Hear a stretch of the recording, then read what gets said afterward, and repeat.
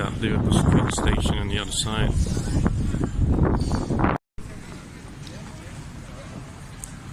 Tall buildings here in the city.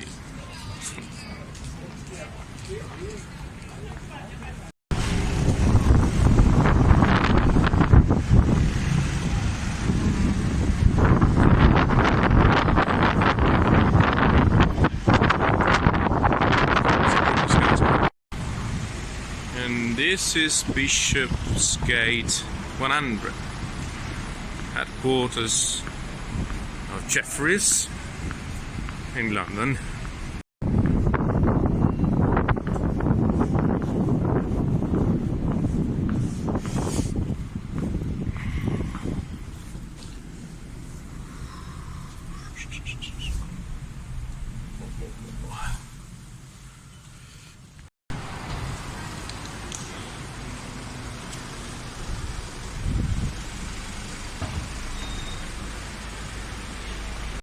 And we arrived at the Waldorf Hotel, where this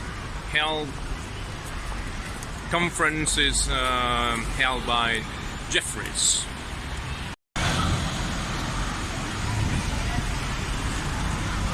Myelofibrosis. Well over 800 patients with myelofibrosis have been treated today. Many of these patients for several years. Some of these patients have been on active therapy for up to 8 years and longer. It speaks to the durability of the drug, the long-term tolerability, the ability for patients to manifest a response and to maintain that response over an extended period of time. Let's talk a little bit about myelofibrosis and moreover, what are the unmet medical needs in myelofibrosis? What are the challenges in this disease? And as the slide suggests, there are really three key hallmarks in myelofibrosis: anemia, splenomegaly, and constitutional symptoms. The two most commonly referred to, though, in the myelofibrosis therapeutic area, are the addressing of spleen and symptoms. But let's not forget, myelofibrosis is a disease of bone marrow fibrosis. That's the name. This is a disease of anemia, of worsening anemia, of progressive chronic anemia. Not surprisingly, the majority of patients present with anemia. Well over half of them become transfusion dependent a little over a year from diagnosis. This is the heart of the disease, the heart of the unmet medical needs in this disease. And that's been one of the focuses of the momelotinib development program from the beginning. We very quickly recognized that momelotinib had a differentiated activity with respect to addressing anemia, and it's something we've continued to focus on as the drug has moved through development. There are three major drivers biologically in context of the manifestations of benefit that the drug exhibits. The drug exhibits activity of JAK1, JAK2, and ACVL1. And these are three of the fundamental biologic pathways in the disease. JAK1, as the slide suggests, is involved in inflammation, the chronic inflammation of this disorder, which is associated with the debilitating constitutional symptoms that you see in this disease. JAK2 is involved in clonal proliferation. This is often associated with the burdensome splenomegaly, enlarged spleen, that you see in many of these patients. Now, here's a new target to many people, ACVL1. What's ACVL1? ACVL1 is a member of the TGF-beta superfamily. ACVL1 is involved in the regulation of a hormone found in the liver called hepcidin. Hepcidin is one of the master regulators of iron metabolism, and is involved in, as you can see here, the iron-deficient anemia that is typified in myelofibrosis. Momelotinib is unique in the JAK inhibitor class by virtue of its potent effect on all three of these target pathways: JAK1, JAK2, and ACVL1. JAK1 obviously has an opportunity to improve the inflammatory disorder, to address constitutional symptoms, and associated inflammation across the spectrum of this patient. JAK2 inhibition leads to an improvement in splenomegaly, a decrease in spleen size, and improvement in the complications that are associated with an enlarged spleen. ACVL1, though, is involved in anemia, in the palliation and and amelioration of anemia in myelofibrosis. By potently inhibiting ACVO1, we're able to restore iron homeostasis, increase hemoglobin, and ultimately manifest an array of anemia benefits in this disorder. There are multiple pathways to anemia in myelofibrosis. The inflammation pathway through JAK1, the sequestration of red blood cells as a consequence of extramedullary hematopoiesis, and critically and most importantly, the hepcidin ACVO1 axis, which leads to an impairment of iron metabolism, restriction of iron availability, and an impairment of RBC production. Of course, many of you know that the approved JAK inhibitor therapies can induce or exacerbate myelosuppression associated with myelofibrosis. In a disease that's characterized by chronic anemia, the approved agents actually make anemia worse. We have a drug that addresses that. Let's talk a little bit about the importance of anemia in myelofibrosis, and more importantly, its prognostic impacts. As you can see on the right-hand side of the slide, patients who have progressively worsening anemia, and in particular moderate and severe anemia, transfusion dependency, have significantly abrogated life expectancy. What we're seeing in this slide here is that patients with severe anemia, that's typified by low hemoglobin and transfusion dependency, have a median survival of about a couple of years.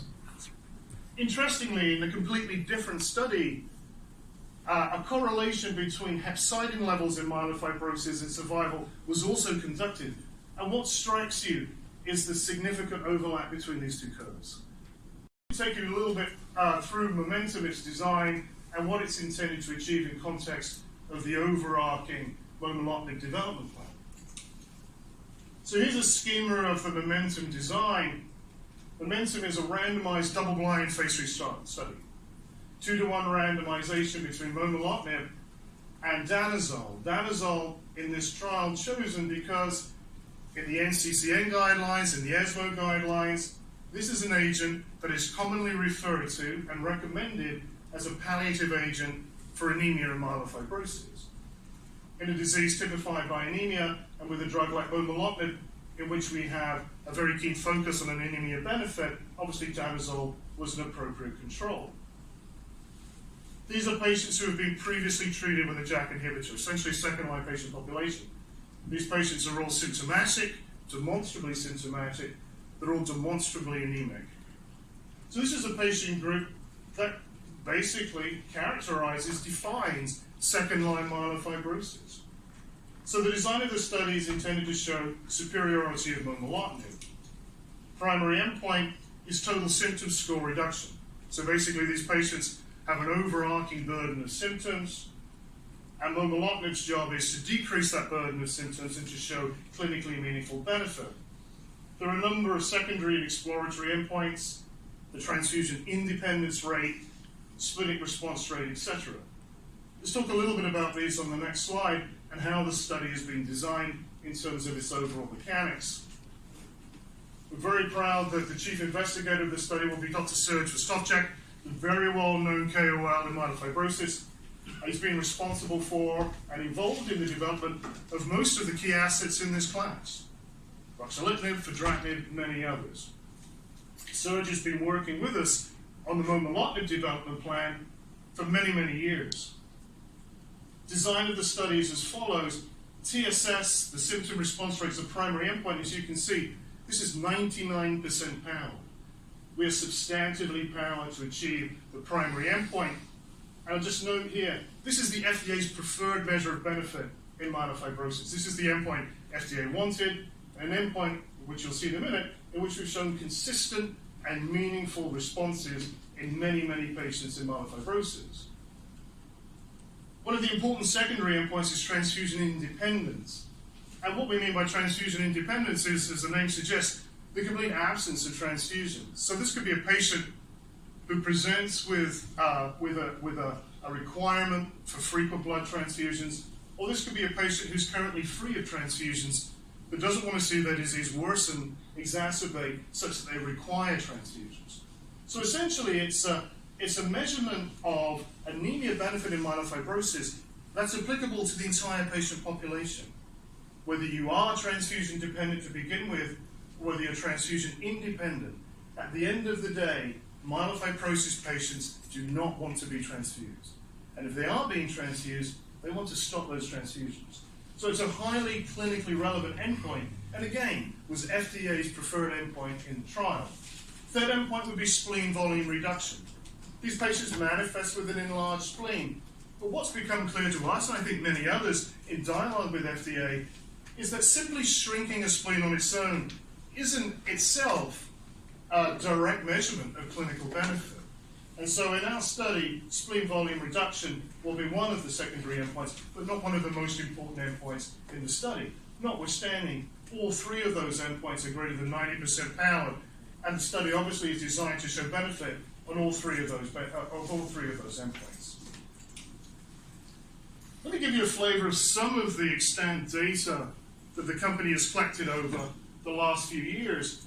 We've completed 2 phase 3 clinical trials with the asset Simplify 1 and Simplify 2. Simplify 2, this is a study that's directly relevant to Momentum. This is in the second-line, previously JAK inhibitor-treated patient population.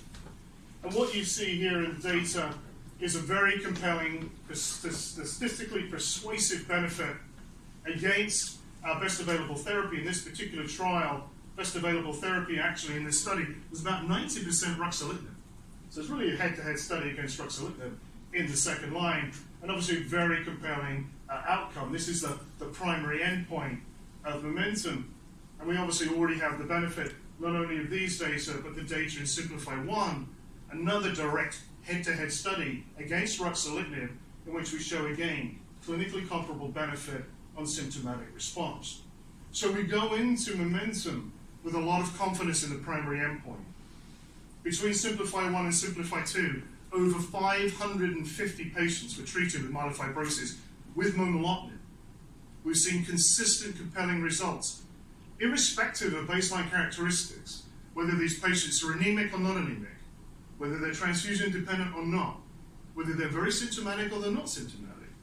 So a very consistent set of data across all subsets, and obviously a very compelling outcome. The transfusion independence endpoint that I talked about, again, was the subject of investigation in both Simplify 1 and Simplify 2, and in both cases, very compelling statistical outcomes, head-to-head against ruxolitinib in Simplify 1, and against BAT, which was essentially ruxolitinib in Simplify 2.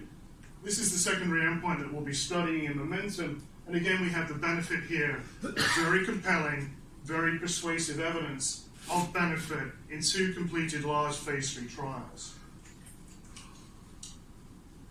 One of the post-hoc analyses that Sierra conducted around the simplified data was to look within a specific subset of anemic patients. I talked about transfusion independence across a range of all patients, whether they were transfusion dependent, whether they were transfusion independent to begin with, where the notion was we want those patients at the end of the trial to be transfusion free. What about though those specific patients who entered the study already depend on a regular blood transfusion? These are patients who are coming into the clinic regularly, getting several units of red blood cells over an extended period of time. What happened to those patients in particular? Well, as you can see in these data, these were post-hoc data that we presented at ASH last year, we had very compelling rates of transfusion dependent to independent response, roughly 50%. And you can see it's consistent, regardless of whether it's the first or second line setting. And obviously, the statistics that back up those data. And so we've shown a variety of measures of clinical benefit when it comes to anemia in very robust ways, in very robust studies. In terms of spleen volume reduction, Simplify 1 was the only trial to date in which an agent has gone directly head-to-head against ruxolitinib. And in this trial was found to be identical, non-inferior to ruxolitinib in terms of spleen volume reduction. The only agent in development that's shown an equivalent splenic response to ruxolitinib, which is, of course, the standard of care agent for an extended period of time. Let's talk a little bit about Momentum and the key trial assumptions. As we said, we announced the launch of the study today. We estimate time to enrollment of around 18 months. And so recognizing that it's a 6-month primary endpoint sometime around the end of 2021. We'd anticipate stress what we think is the most important consideration for patients with myelofibrosis when it comes to anemia. That's the burden of transfusion. How often am I being transfused? How many transfusions am I getting? And can I get off transfusions if I'm currently being transfused? And you'll get a flavor of some of the dynamic time-to-event analyses that we've conducted on these data at ASH. Suffice to say that one of the headline findings from this post-hoc analysis that'll be presented by Dr. Ruben Meza, Ruben again being one of the key opinion leaders, one of the best-known physicians in myelofibrosis, is that patients who receive momelotinib had 10-fold higher odds of receiving no transfusions on therapy compared to ruxolitinib. But in another way, if you go on ruxolitinib, you have a 10-fold higher odds of being transfused compared to momelotinib. Those are very compelling data when you consider that in Simplify-1 we showed clinically comparable benefits on spleen and symptoms. So imagine the choice. I can get a clinically comparable benefit on spleen and symptoms and 10-fold higher odds of remaining transfusion-free. That's a good proposition for patients, and that's the opportunity that momelotinib represents. So in summation, we're focused on momelotinib. This is a differentiated JAK inhibitor. As we talked about, it inhibits JAK1, JAK2, and importantly, ACVR1. And because of that, it has the potential to address all 3 hallmarks in myelofibrosis. We've launched Momentum. We announced that today. For those of you who followed Sierra in the past, you'll know that we had certain DDR assets we were developing, SRA737 and SRA141. We continue to believe in the biology of these assets. We continue to believe that those assets have potential. And this wraps it up. I hope you enjoyed it.